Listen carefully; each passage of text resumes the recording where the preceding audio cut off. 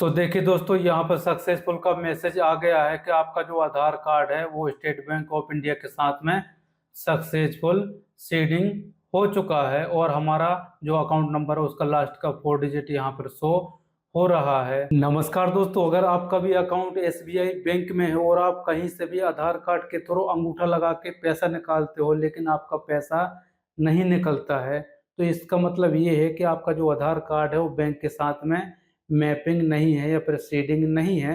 पर हो सकता है कि आपने बैंक में जाके इसको सीडिंग नहीं कराया है, ये सोच के कि मेरा जो बैंक है बहुत ज़्यादा दूर है और इसके बाद से मैं बैंक में जाऊंगा, इसके बाद से इस प्रोसेस को करने में 2 से 3 घंटा तो वहीं पर निकल जाएगा और काफ़ी भीड़ भाड़ भी होती है, इस वजह से मैंने नहीं कराया है।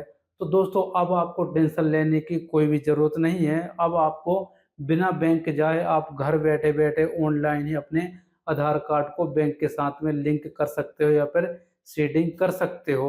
तो किस प्रकार से करते हैं, चलिए मैं आपको प्रैक्टिकली करके बता देता हूँ। उससे पहले मैं आपको थोड़ा-सा बता देता हूँ कि अगर आप अपने आधार कार्ड को बैंक के साथ में सीडिंग नहीं कराते हो तो कौन-कौन सी दिक्कत आती हैं।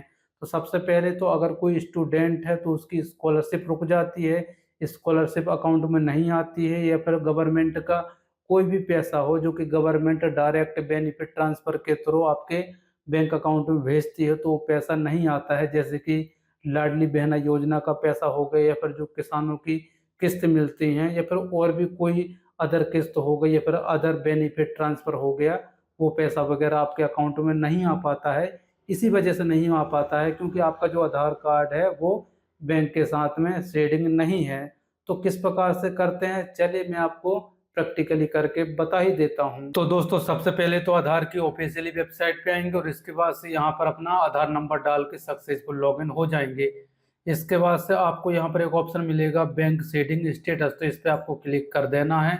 इसके बाद से आप यहाँ पर देख सकते हो जो आपका आधार बैंक मैपिंग है उसका स्टेटस यहाँ पर शो हो जाएगा। जैसे कि मेरे यहाँ पर शो हो रहा है, आधार कार्ड के लास्ट के 4 डिजिट यहाँ पर शो रहे।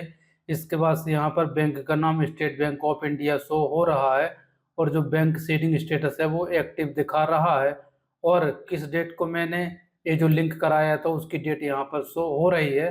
तो इस प्रकार से आप भी चेक कर सकते हो। चलिए अब मैं दूसरा तरीका भी बता देता हूँ। तो दोस्तों, सबसे पहले आपको एनपीसीआई की वेबसाइट पे आना है। इसके बाद से आपको यहाँ पर कंज्यूमर पे क्लिक कर देना है। इसके बाद से आपको यहाँ पर भारत आधार सीडिंग इनेबल बेस, इस पर क्लिक कर देना है। तो आपको यहाँ पर आधार मैपिंग स्टेटस पर क्लिक कर देना है। इसके बाद से यहाँ पर अपना आधार नंबर डालेंगे, ये वाला कैप्चा यहाँ पर डाल के और चेक स्टेटस पर क्लिक कर देंगे। इसके बाद से आपके मोबाइल पे ओटीपी आया होगा तो ओटीपी डाल के कन्फर्म पर क्लिक कर देना है। तो आप यहाँ पर भी अपने आधार कार्ड का मैपिंग स्टेटस देख सकते हो, यहाँ पर भी देखने को मिल जाएगा। जैसे कि यहाँ पर state bank of India show हो रहा है और मेरा जो मैपिंग स्टेटस है वो इनेबल फॉर डीबीटी शो हो रहा है।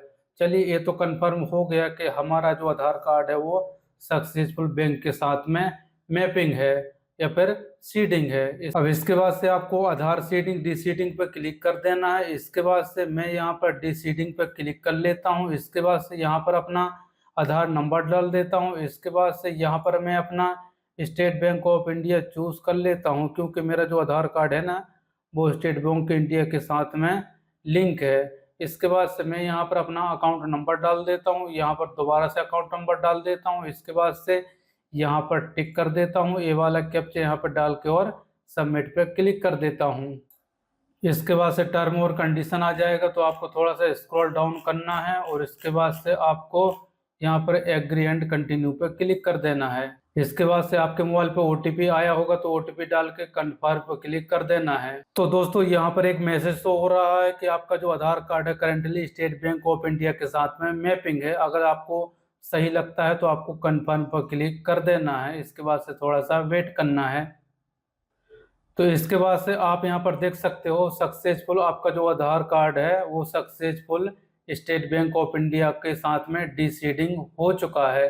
तो अब डीसीडिंग हुआ है या फिर नहीं हुआ, चलिए हम इसका स्टेटस भी चेक कर लेते हैं। तो हम वापस से आधार मैपिंग का स्टेटस चेक कर लेते हैं। इसके बाद से यहाँ पर अपना आधार नंबर डालेंगे, ये वाला कैप्चा यहाँ पर डाल के और चेक स्टेटस पर क्लिक कर देंगे। इसके बाद से ओटीपी आया होगा तो ओटीपी डाल के कन्फर्म पर क्लिक कर देना है। तो आप इसका स्टेटस देख सकते हो, यहाँ पर लिख के आ रहा है कि नॉट इनेबल फॉर डीबीटी, यानी कि हमने जो अभी अभी जो आधार डीसीडिंग किया है वो सक्सेसफुल डीसीडिंग हो चुका है। तो चलिए दोस्तों, अब मैं आप लोगों को बता देता हूँ, अगर आपका आधार कार्ड बैंक के साथ में लिंक नहीं है या फिर सीडिंग नहीं है तो आप बिना बैंक जाए किस प्रकार से ऑनलाइन कर सकते हो इस वेबसाइट के थ्रू। तो सबसे पहले आपको यहाँ पर क्लिक कर देना है। इसके बाद से यहाँ पर अपना आधार नंबर डालेंगे। इसके बाद से आपको यहाँ पर सीडिंग पे टिक कर लेना है। इसके बाद से यहाँ पर मैं अपना बैंक चूज कर लेता हूँ। मेरा बैंक है स्टेट बैंक ऑफ इंडिया।